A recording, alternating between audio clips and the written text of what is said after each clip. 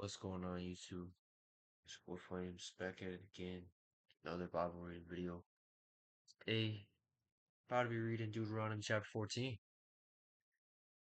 Without further ado, let's get right to it, man. Clean and unclean food.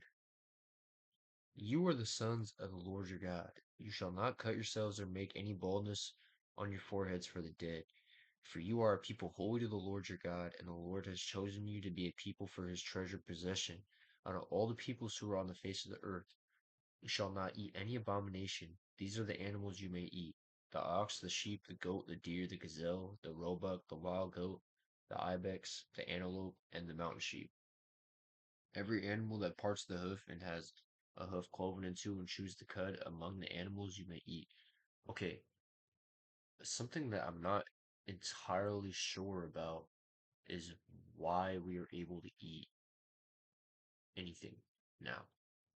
I know it has something to do with Jesus, and I know um but I don't know why specifically. You know, think after this video I'm gonna try and figure that out, or maybe tomorrow I'm gonna call somebody who might know, because I'm just a little bit confused on that. It's been explained to me before. I just don't necessarily completely remember. If anybody knows the reason and can explain it to me in the comments, I would greatly appreciate that. Um, but I am in belief that is okay now. But I don't know. I eat pig, all that stuff that you're not supposed to eat, the bottom feeder animals. So I don't know. Every um Yet of those that chew the cud or have the hoof cloven, you shall not eat these: the camel, the hare, the rock badger, because they chew the cud but do not part the hoof, are unclean for you; and the pig, because it parts the hoof but does not chew the cud, it is unclean for you. Their flesh you shall not eat, and their carcasses you shall not touch. Of all that there Of all that are in the waters you may eat these. Whatever has fins and scales you may eat, and whatever does not have fins and scales you shall not eat. It is unclean for you. You may eat all clean birds, but these are the ones that you shall not eat: the eagle, the bearded vulture, the black vulture, the kite, the falcon of any kind, any raven of any kind, the ostrich, the nighthawk, the seagull, the hawk of any kind, the little owl and the short-eared owl, the barn owl and the tawny owl, the carrion vulture and the cormorant, the stork, the heron of any kind, the hope, hoopoe, I don't know, and the bat, and all the winged insects are unclean for you. They shall not be eaten, and all clean winged things you may eat. You shall not eat anything that has died naturally. You shall you may give it to the sojourner who is within your towns, that he may eat it, or you may sell it to a foreigner.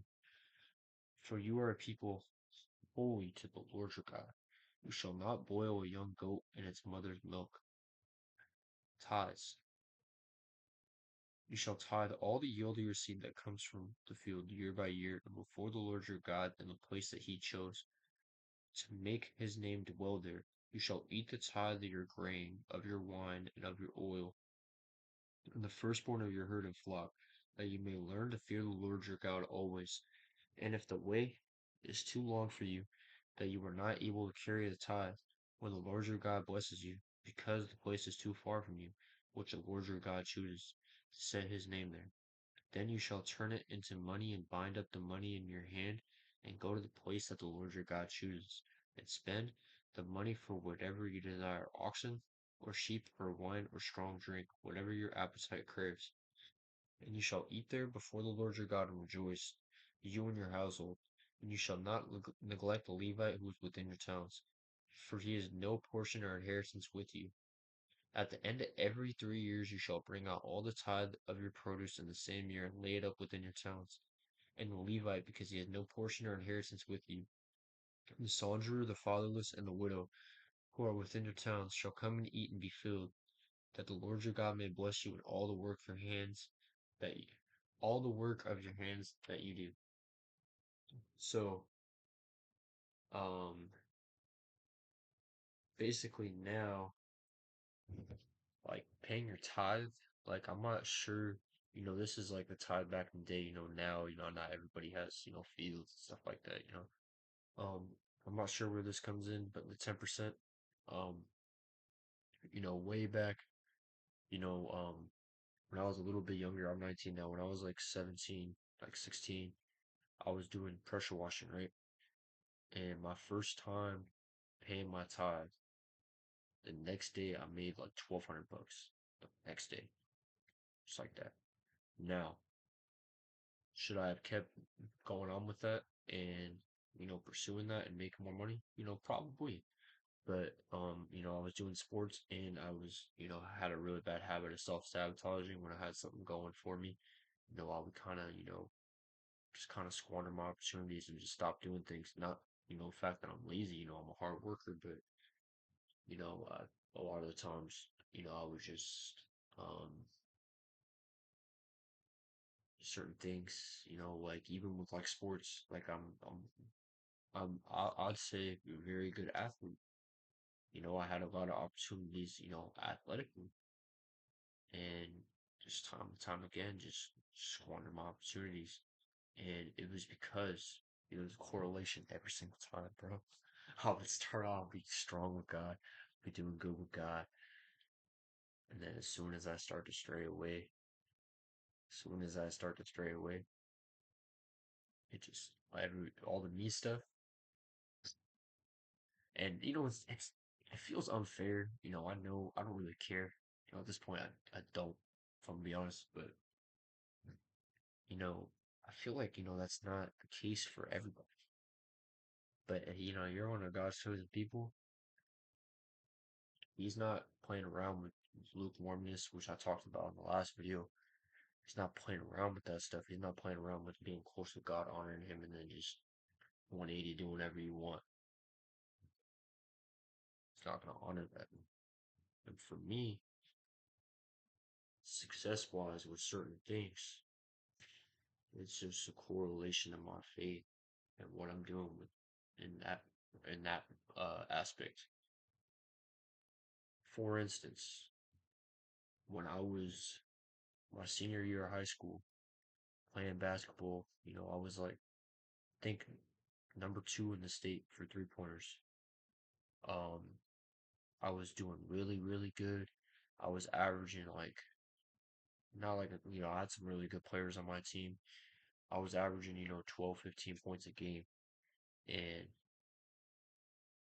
started you know just getting fried, just doing dumb stuff, bro, just doing dumb stuff.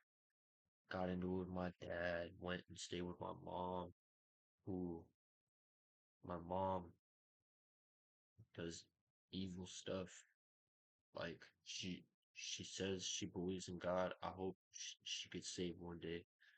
But she does a lot of, bad like ritual stuff, like stuff that, I'll probably get into in more depth, another time. I love my mom, but I don't even speak with her anymore. Um, haven't talked to her, haven't talked to her in like 6 months probably.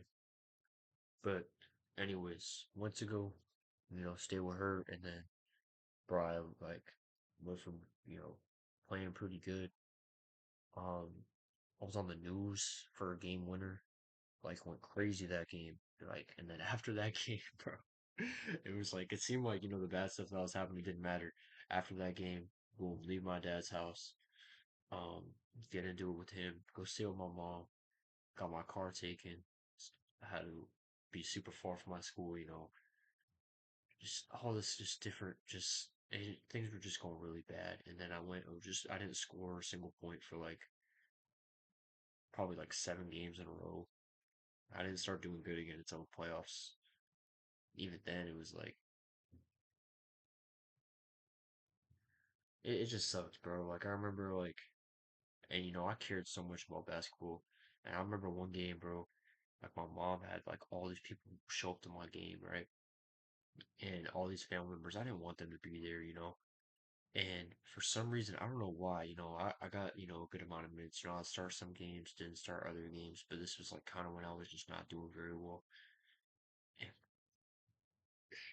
I didn't play the whole. I don't know why this happened, bro.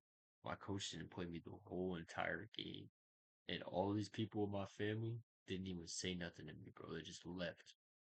They just left because they saw, all these like stuff from this crazy game, that happened, earlier, right? They saw like all these clips of me playing, like going crazy, and then they show up there and mind you playing. They're like, they don't even say hi to me or nothing. They just leave.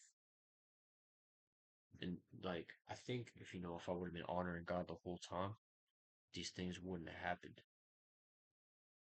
But at the time, I never blamed God for anything, but it was just like depressing. And I ended up doing good, like when we were in this actual state tournament, and stuff like that. And then I ended up being able to play basketball after high school for a year.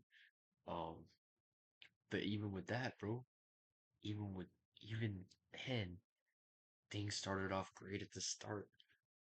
I was really close with God at the start. Things were going amazing at the start. Started getting fried again.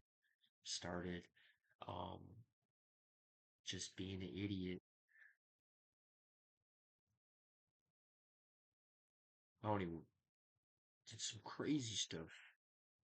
Ended up piling out. Like it was bad, bro. Despite, the basketball stuff went downhill for sure. Went downhill for sure. Great start to the season. After that, I just really after I had some people steal from me. I lost my I completely lost it. Completely lost it. Completely crashed out on a bunch of people, and that's not what I was supposed to be there for, bro. I was doing a Bible study with my teammates, and I went from that to the extreme opposite. Like they saw a side of me that was not supposed to come out, and it sucks because I was meant to help these people, and I ended up their impression of me is the last. Their impression of me is not biblical, but they're not thinking Christian. They're not thinking Word of God. They're not thinking that. And that's how it was at first. Completely tarnished that. And, maybe those were some lives that I was supposed to help, some people I was supposed to help. But due to my selfishness and due to the things that I was doing and due to the things that I did, that potentially I could be the reason that somebody doesn't believe in God now because I set a bad example. And I feel bad about that. I do. Now, is there anything I can really do about that at this point? No. But, that goes to show you, one day, I'm gonna be before God. He's gonna look at me. He's gonna be like, Jacob, you know, you were there for a reason to help these people, and you ended up pushing some of them further away from me. That sucks, bro. I don't want to feel like that again, bro. I don't want to have to carry that burden now. I know I'm forgiven, right? Nobody's perfect. It's gonna be it's part of my story. But it's just like when you start to think of things that way, when if you have a purpose on your life, you know, your actions, if you represent something, mean something. And that's why a lot of the times, people are hypercritical of people that are Christian because you're supposed to be a good example. And when you're doing other things, people look at you and they're like, "Oh, this is what a Christian looks like. He's doing the same things that I'm doing. How does that make any sense? Doesn't make any sense." But yeah, no, I feel pretty conflicted about that, and I know I'm forgiven, and I repent for what I did, but it just sucks, bro. It sucks because I don't want to be the reason that somebody loses their faith. Yeah, I appreciate y'all for watching. Um, I love y'all. Thank y'all for tuning in. I appreciate all the love and support, and I'm gonna catch y'all tomorrow. Peace.